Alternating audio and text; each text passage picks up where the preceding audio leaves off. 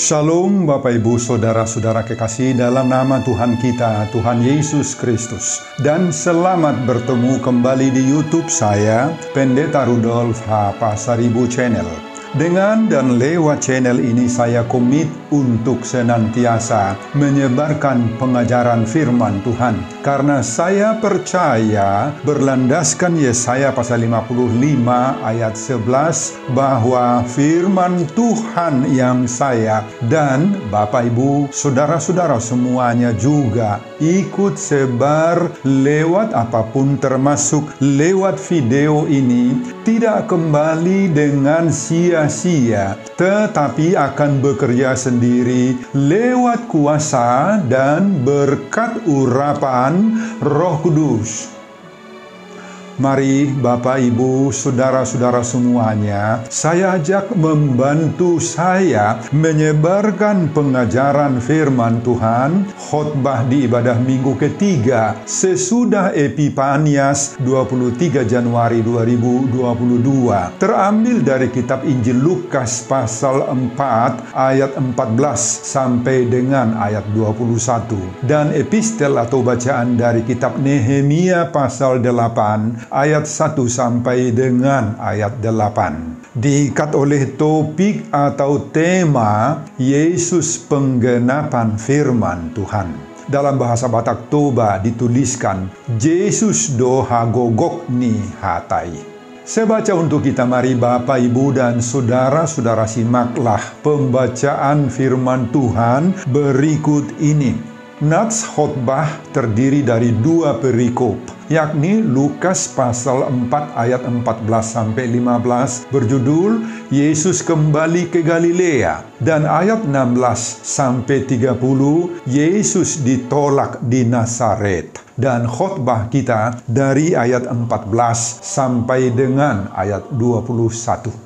Dalam kuasa Roh kembalilah Yesus ke Galilea, dan tersiarlah kabar tentang Dia di seluruh daerah itu. Sementara itu ia mengajar di rumah-rumah ibadat di situ, dan semua orang memuji Dia. Ia datang ke Nazaret, tempat ia dibesarkan, dan menurut kebiasaannya, pada hari Sabat ia masuk ke rumah ibadat, lalu berdiri hendak membaca dari Alkitab.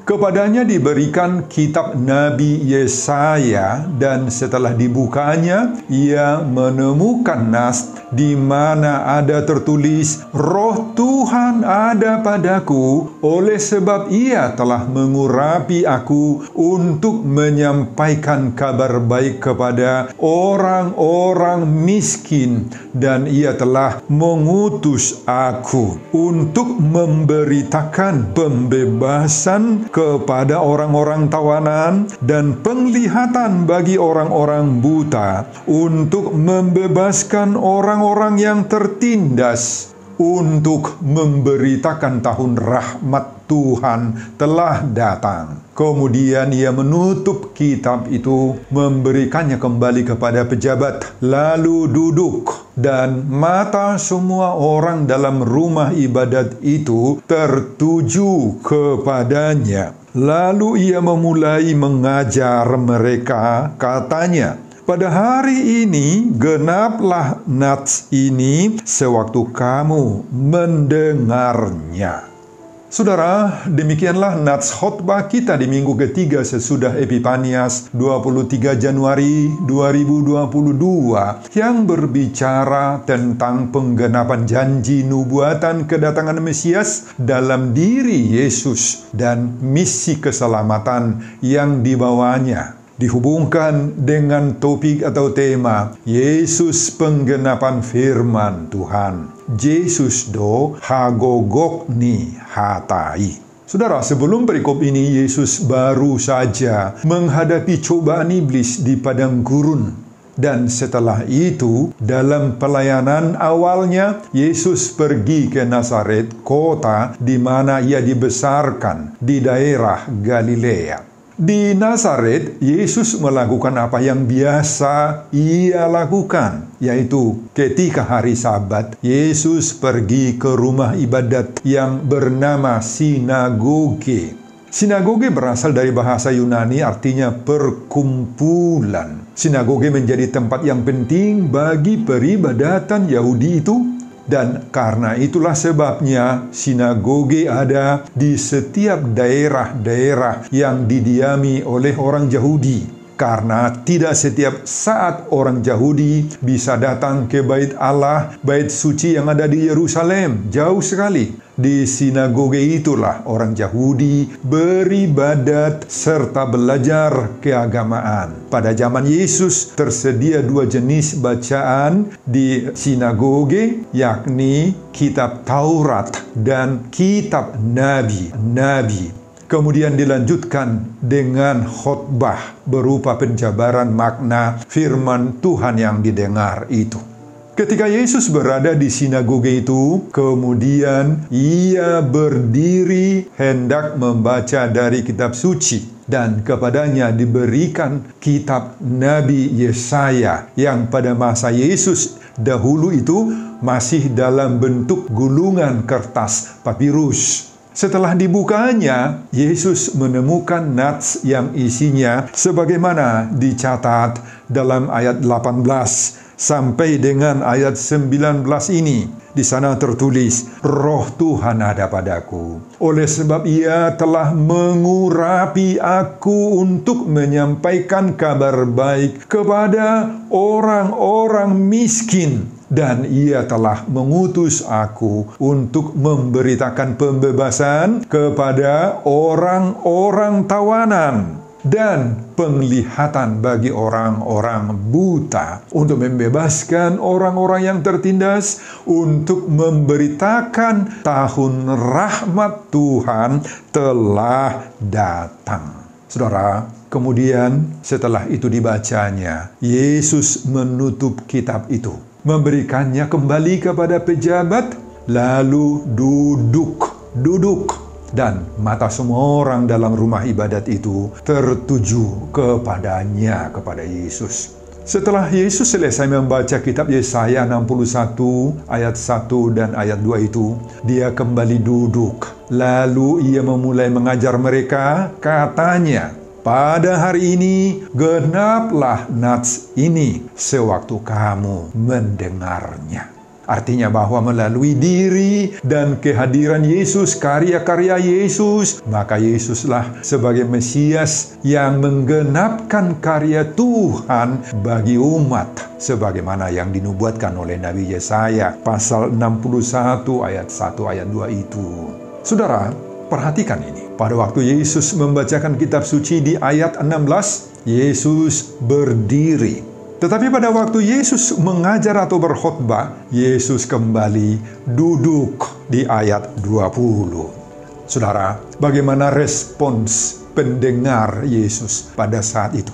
Memang pada ayat 15 dituliskan, dan semua orang memuji Dia. Orang-orang sekampungnya takjub, heran sekali, dan membenarkan apa yang diajarkan oleh Yesus itu. Itu karena kata-kata Yesus itu penuh Roh Kudus. Meski di menit-menit berikutnya, pada ayat 22 dan seterusnya, terjadi perubahan yang sangat-sangat dan sungguh drastis sekali dalam diri para pendengar itu. Karena mereka mulai mempersoalkan identitas Yesus sebagai anak Yusuf. Yesus ini kan orang Nazaret sendiri, kata mereka. Mereka mengatakan, bukankah Ia ini anak Yusuf? Dan bahkan mereka juga mengatakan kepada Yesus, hai tabib, sembuhkanlah dirimu sendiri. Perbuatlah di tempat asalmu ini segala yang kami dengar yang terjadi di Kapernaum. Ayat 23. Dan Yesus menjawab mereka, aku berkata kepadamu, sesungguhnya tidak ada nabi yang dihargai di tempat asalnya. Ayat 24. Bapak, Ibu, dan saudara-saudara, itulah isi khotbah kita di minggu ketiga sesudah Epifanias 23 Januari 2022 yang berbicara tentang penggenapan janji nubuatan kedatangan Mesias dalam diri Yesus dan misi keselamatan yang dibawanya. Dihubungkan dengan topik atau tema Yesus penggenapan firman Tuhan. Yesus dohagogok ni hatai. Apa yang dicerahkan, diungkap, dibukakan, dipapatar oleh khotbah ini pada minggu ketiga sesudah Epifania, sesudah papatar ini bagi kita Bapak Ibu dan saudara-saudara. Pertama, tunjukkan sikap baikmu di saat ibadah sebagai penghormatan kepada Tuhan dan ibadah itu. Saudara, ada dua hal yang dicatat oleh Lukas dalam perikop ini yang menyangkut dengan hidup beribadah. Pertama, bahwa dalam hidup kesehariannya, Yesus memiliki kebiasaan. Sekali lagi, kebiasaan yang patut untuk kita tiru dan teladani, yaitu bahwa setiap hari Sabat, dia pergi ke sinagoge untuk berdoa, beribadah, bergaul dengan masyarakat, bahkan menunjukkan kasihnya. Apapun tantangan, Yesus selalu memasuki rumah ibadat di setiap hari Sabat. Nah, bagaimana dengan kita Bapak Ibu dan saudara-saudara? Apakah kita tetap setia memuji Tuhan untuk beribadah di gereja setiap minggunya? Adakah yang bisa menghalang-halangi ibadah kita setiap hari Minggu Bapak Ibu? Ya, memang kondisi pandemi corona saat-saat beberapa tahun belakangan ini membuat kita tidak harus ke gereja, tetapi bisa beribadah di rumah, baik ibadah sendiri maupun mengikutinya dengan online, live streaming. Nah, intinya adalah ibadah harus menjadi prioritas utama bagi kita. Amin Bapak Ibu. Kedua, Lukas menuliskan bahwa pada waktu Yesus membacakan kitab suci di ayat 16, maka Yesus berdiri. Tetapi pada waktu Yesus mengajar, berkhotbah, bercakap-cakap tentang firman itu, maka Yesus duduk bersama-sama dengan jemaat. Ayat 20. Saudara, inilah kebiasaan Yesus. Yakni ketika sedang memegang gulungan kitab suci, atau yang bagi kita saat ini kita sebut Alkitab, yakni firman Tuhan, maka posisi si pembaca itu harus berdiri, menunjukkan sikap hormat kepada firman Tuhan itu sendiri. Tetapi ketika selesai membaca kitab suci dan selanjutnya hendak mengajar pendengar lewat uraian-uraian, khotbah-khotbah dan penjelasan lanjutan, maka Yesus duduk setara dengan jemaat kembali. Saudara, Paulus juga melakukannya pada Kisah Rasul-Rasul 16 ayat 13. Meskipun kadang-kadang Paulus juga berdiri sebagaimana dalam Kisah Rasul 13 ayat 16. Saudara, inilah sikap dan etika Yesus di saat berhadapan dengan kitab suci. Yesus menunjukkan sikap yang sangat-sangat hormat sekali, penuh dengan kesungguhan hati pada firman Tuhan yang dia baca. Saudara, sikap duduk atau berdiri ini sebetulnya tidak terlalu mutlak bagi kita. Yang penting dan intinya adalah mari kita tunjukkan kesungguhan hati kita, keseriusan hati kita untuk menghormati firman Tuhan itu sendiri yang nampak dalam sikap hati dan perilaku kita. Perilaku kita Bapak Ibu menunjukkan sikap hormat kita. Meskipun kedua sikap ini tidak mutlak dan tampaknya sepele, tetapi sangat penting untuk kita perhatikan Bapak Ibu. Saudara, ini menjadi renungan bagi kita. Ketika kita dan saudara-saudara semuanya sedang mengikuti ibadah, dan apalagi saat mendengar khotbah, firman Tuhan sedang disampaikan. Nah, ini menjadi renungan. Bagaimana sikap dan sambutanmu? Jika saudara mengantuk atau berbicara-bicara satu sama lain, membiarkan anak-anak saudara ribut, berlari ke sana kemari, mengganggu perhatian jemaat lain, atau bahkan jika saudara berFacebook, sibuk dengan membuka HP, gadget, membuat postingan-postingan lagi, membalas WA temanmu, atau berselfie ria saat beribadah. Bahkan ada yang tidur pula saat beribadah. Maka jelas bahwa orang yang seperti itu tidak menghormati firman Tuhan. Saudara, tidak menghormati Yesus. Sebab firman itu adalah Yesus sendiri. Pada mulanya adalah firman itu bersama-sama dengan Allah. Dan firman itu adalah Allah. Dan firman itu menjadi daging, hidup bersama-sama manusia, itulah Yesus.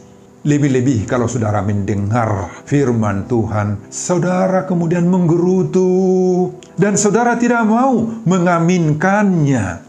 Lagi-lagi berkomentar-komentar dengan berkata, itu kan kata-kata pendeta saja.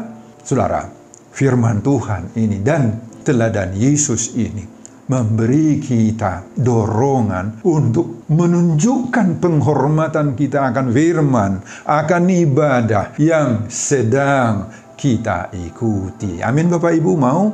Itu pengajaran yang pertama bagi kita. Pengajaran yang kedua, urapan Roh Kudus akan menentukan keberhasilan dalam pelayanan. Saudara, dalam nats khotbah ini, khususnya pada ayat 14 dan 18, Lukas menegaskan bahwa Yesus berada dalam kuasa roh.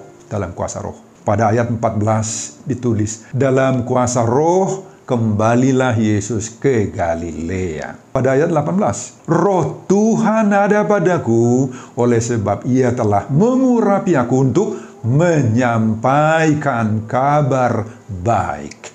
Saudara, Roh Kudus itulah yang mengendalikan, memimpin, menuntun Yesus hingga berhasil dalam segala bentuk pelayanan dan perjuangannya mengemban misi Allah di dunia ini untuk melakukan berbagai-bagai bentuk wujud keselamatan. Baik keselamatan jasmania maupun keselamatan rohania. Saudara, ini pelajaran bagi kita, saudara-saudara. Dalam semua pelayanan kita, baik sebagai pemangku berbagai-bagai jenis jabatan gerejawi seperti pendeta, sintua bibel diakones, dan lain-lain, maupun sebagai jemaat biasa. Marilah kita menghayati betapa pentingnya urapan Roh Tuhan, urapan Roh Kudus untuk memampukan, memimpin, menuntun setiap orang kita dalam mengemban tugas-tugas pelayanan kita. Baik untuk berkhotbah, mengabarkan firman Tuhan, Injil, pelayanan-pelayanan di bidang koinonia, marturia, diakonia, melaksanakan tugas kita sebagai song leader, pemandu lagu, pengajar sekolah minggu, atau guru agama di sekolah, dan lain-lain. Kita pasti menyadari, Bapak Ibu, bahwa dalam semua pelayanan-pelayanan yang kita emban itu tidak selalu mudah. Kita menghadapi berbagai-bagai tantangan, ujian, cobaan, dan permasalahan.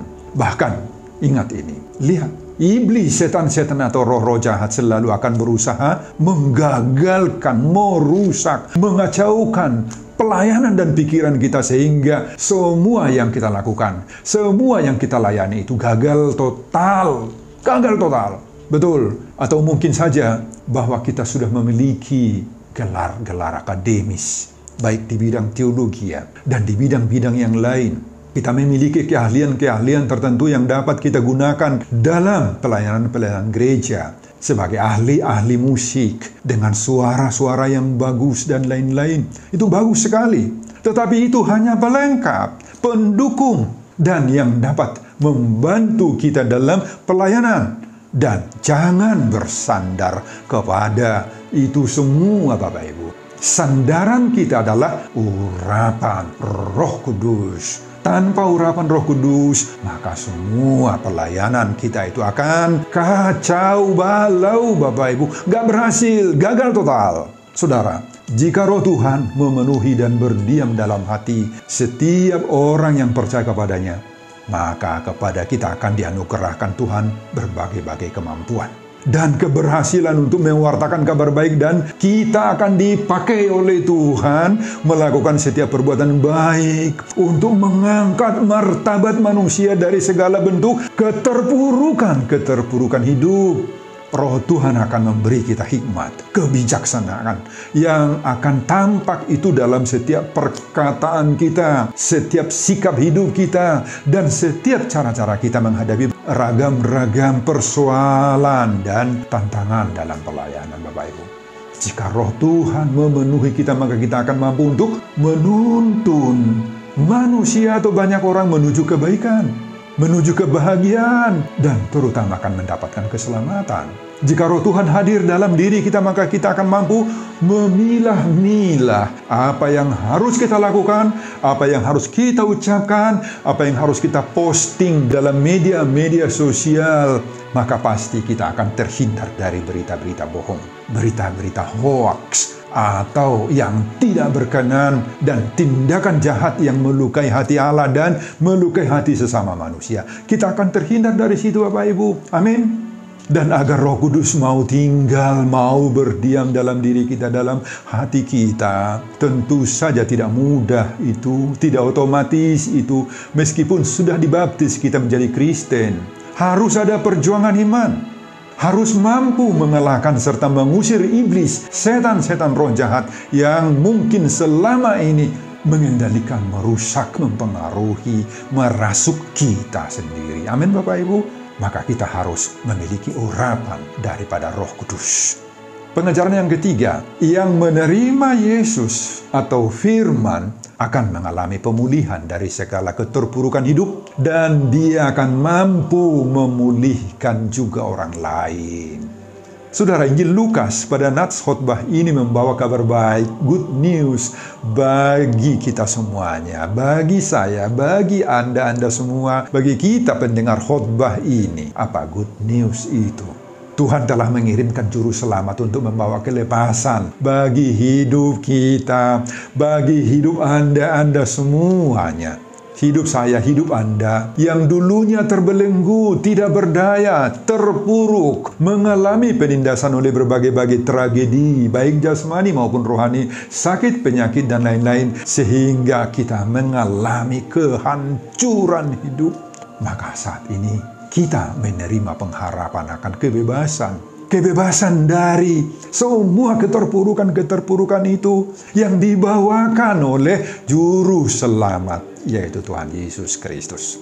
Saat Roh Tuhan melawat hidup Anda, hidup saya, maka hidup siapapun kita, Bapak Ibu, akan dimerdekakan. Saudara akan bisa bangkit kembali dalam pengharapan-pengharapan barumu. Saudara akan dipulihkan kembali sehingga Anda mengalami hidup baru di dalam Tuhan dengan segala kelimpahan rahmat-Nya. Saudara akan bisa mencapai potensi terbaik Anda dan menunjukkan karir barumu yang sempat terpuruk. Akan memulihkan ekonomi. Karena Tuhan akan memberi kita semangat baru untuk memulai meniti usaha-usaha yang baru, bisnis yang baru, karir politik yang baru, dan berbagai-bagai hal-hal lainnya yang sangat berguna dalam hidup kita. Saudara, apakah saat ini Anda sedang dibelenggu, diikat oleh sesuatu masalah dalam rumah tanggamu, dalam usahamu, dalam keluarga pari anak kononmu? Ya, jangan saudara putus asa. Yesus punya misi khusus untuk hal-hal sedemikian dalam hidup kita. Itu sebabnya Yesus mengatakan di sini, Ia telah mengurapi aku untuk menyampaikan kabar baik kepada orang-orang miskin. Dan Ia telah mengutus aku untuk memberitakan pembebasan kepada orang-orang tawanan dan penglihatan bagi orang-orang buta, untuk membebaskan orang-orang yang tertindas, untuk memberitakan tahun rahmat Tuhan telah datang. Bapak, Ibu, dan saudara-saudara. Dan bagi kita yang sudah dipulihkan, telah diangkat oleh Tuhan dari keterpurukan kita selama ini. Bagi kita yang telah diberkati oleh Tuhan itu, maka kita punya misi untuk menolong orang lain juga. Kita punya misi menunjukkan kasih Tuhan buat mereka-mereka yang sedang masih terpuruk, untuk melepaskan ikatan-ikatan dan beban-beban mereka. Setiap pribadi Kristen yang telah dibaptis, diurapi oleh Roh Kudus dalam sakramen baptisan, maka kita dipanggil, kita diutus menjadi pewarta kabar baik, Bapak Ibu.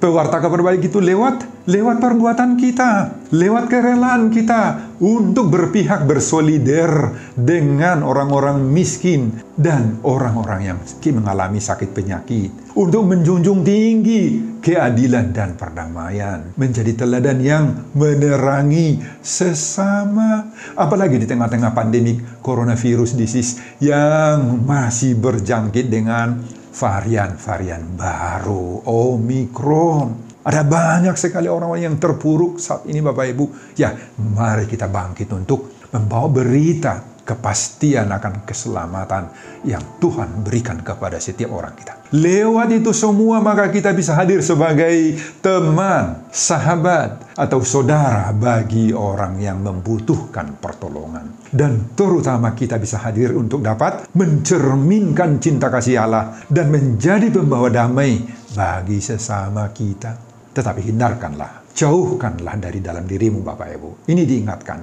agar kita tidak membuat onar. Agar kita jangan mau terjebak menjadi pewarta berita bohong, kabar buruk, kabar-kabar hoaks. Bahkan agar kita jangan menjadi pelaku ketidakadilan dan pembuat masalah yang bisa merongrong kebersamaan dan damai sejahtera banyak orang. Jangan, Bapak Ibu, hindarkan itu. Hati-hatilah bahwa di zaman now ini banyak orang yang dibutakan oleh hawa nafsunya, oleh sikap hidup hedonisme yang hanya mencari-cari kemegahan kesenangan sendiri pribadi, sehingga tidak peduli lagi kepada orang lain, tidak mau ikut dalam pemberitaan Injil dan tidak mau percaya akan adanya kehidupan yang kekal di sorga.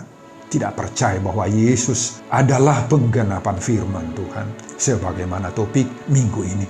Karena itu Bapak, Ibu, dan Saudara-saudara, marilah kita mengikuti jejak teladan hidup Yesus dalam segala dimensi. Semoga hidup kita menjadi bagian yang utuh dari visi dan misi Yesus lewat kesediaan kita menjadi pewarta kabar baik, pelaku kebaikan-kebaikan dimanapun kita berada, agar Allah dimuliakan dalam segala sesuatu dan martabat sesama manusia dihargai. Sebelum saya mengakhiri khotbah ini kembali, saya mengajak Bapak, Ibu, dan Saudara-saudara untuk membantu saya menyebarkan firman Tuhan khotbah di ibadah minggu ketiga sesudah Epifanias 23 Januari 2022 dari kitab Injil Lukas pasal 4 ayat 14 sampai dengan 21 ini, agar semakin banyak orang yang sungguh-sungguh percaya bahwa Yesus penggenapan firman Tuhan. Yesus do hagogok ni hatai, termotivasi lewat khotbah